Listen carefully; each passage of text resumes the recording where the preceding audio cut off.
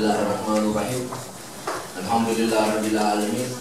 Bismillahirrahmanirrahim. Wassalatu wassalamu ala Rasulillah. Assalamualaikum warahmatullahi wabarakatuh. Pagbati po ng kapayapaan, pagpapala at awa ng nag-iisang Diyos sa inyong lahat. Alam niyo po, kanina pa ako nagbibigil na lumuha sapagkat isa po ito sa pangarap ko nung bata ako na hindi ko nagawa nun. Lagi ko sinisisi mga magulang ko bakit hindi ko nagawa nun. Pero yung pala, nakatakda pala ang araw na to na kayo ang makakasama ko sa isang masasabi nating paglalakbay. Itong paglalakbay na ito, may kinalaman to sa sarili natin.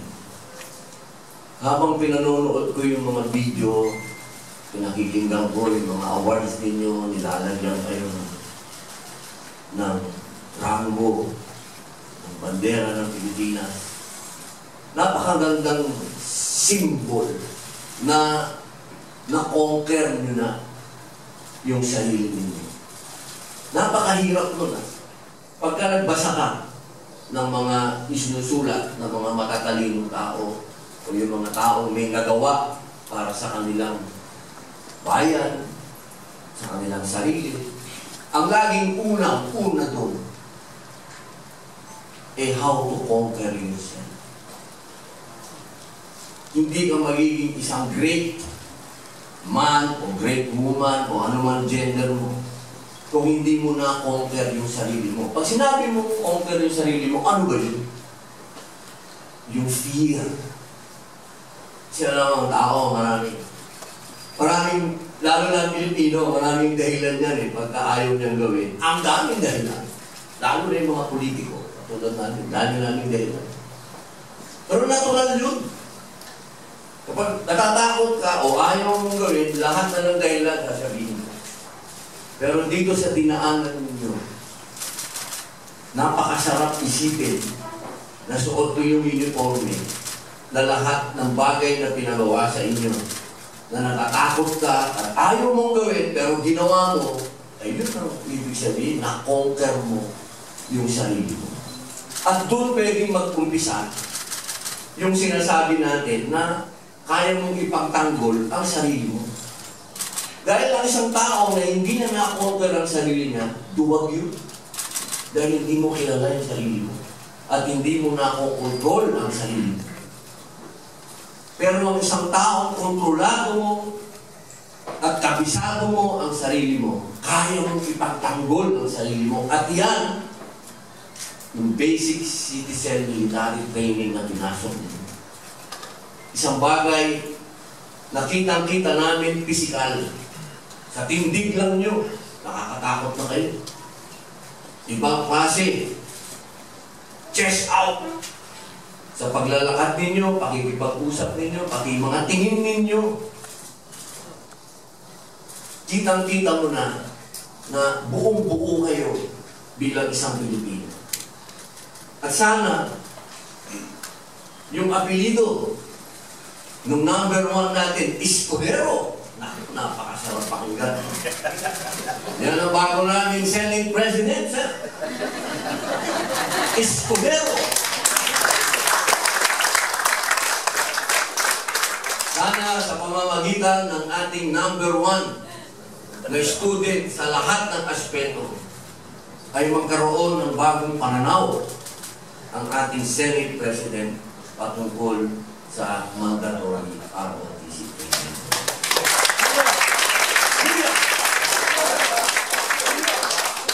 Sapagkat sa inyo, naaanino namin, maaanino ng lahat kung ano yung transformation na naganap. Ang laki. Siguro kayo mismo hindi nyo nakapansin. Pero kami na nakapaligid sa inyo, kitang-kita namin kung ano yung idinulot sa inyong maganda nitong training na. Sa totoo lang, sa mga kasama ko sa opisina namin, si Alvin lang parang general na si Alvin pagkapa. pumasok ako sa opisina, mapasaludo ako sa iyo. Bago ko po ituloy, gusto ko lamang pong magpasalamat sa mga taong ito. Siyempre, unang-una, yung dati po naming Senate President, kay Big Subiri, sapagkat sa kanya pong watch, natuloy po itong BCME training na ito. Kapagkat kung hindi niya po ito inapruban o hindi niya po ito in-encourage, maaaring hindi po ito natuloy. Kaya ang aming pong pagpupugay ay naka dating SP Big Subiri. At siyempre po, kay Atty. Bantog din. Huwag natin kalimutan. At kahit naman po nasa ibang branch of service, si Brigadier General Francis Tolentino, nagpapasalamat din po tayo sa kanya. Dahil alam niyo po, si Senator Tolentino, siya po yung umiikot sa buong bansa para i-promote po ang ROTC.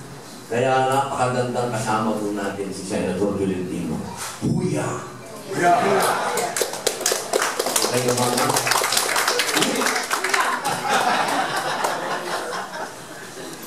Siyempre po, ang Senado. Maraming salamat po sa Senado. Maraming salamat po sa inyo. At siyempre po, ang aking pareho.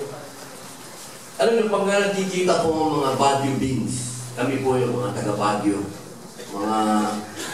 kahit hindi po kami magkakakilala, first time na magkita kayo, at pareho kayong taga Baguio, pareho kayong taga Cordillera, pareho kayong taga Baguio, ang sarap ng pakiramdam mo, kasi parang homeboy.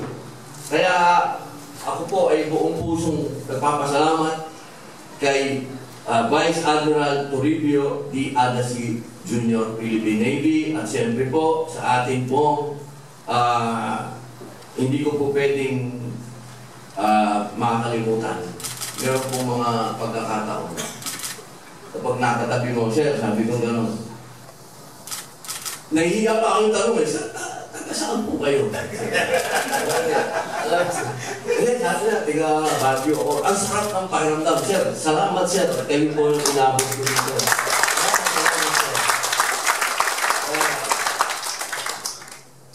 Kasi minsan, pagka yung mga Highlander na hindi sila proud na Highlander, nalulungkot ako.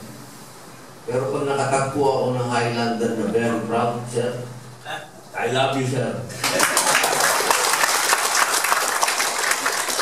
Siyempre po, kay Brigadier General Romeo T. Pracadio, sir. Sabi ni sir kanina, best friend ko ba siya? Dapat best friend mo na rin ako, sir. Huya! Ahuwa! Ang Philippine Marines mo, huwa! Para palang 300. Huwa! Huwa! Kay Major General Joseph Ferrus C. Quezon, sir. Huwa! Best friend ko. Tatlo na tayo, sir. Alam niyo, sir, ang mga Padilla, sir, sa Pangasinan din, ha?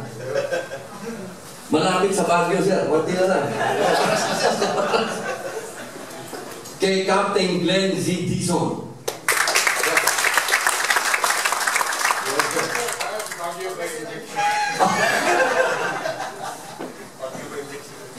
Baguio by injection, sir. Ano po ba yun, sir? Ibig sabihin, doon kayo ginawa?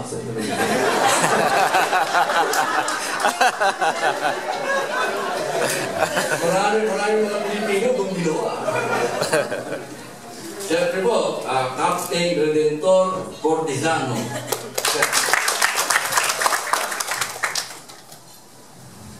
Lieutenant Colonel Belinda R. Ferrer.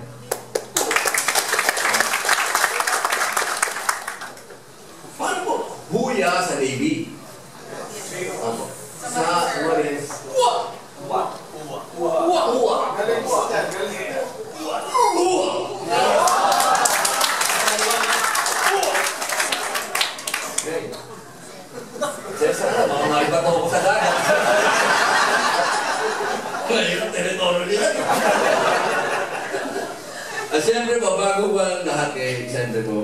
Aliyah Robles.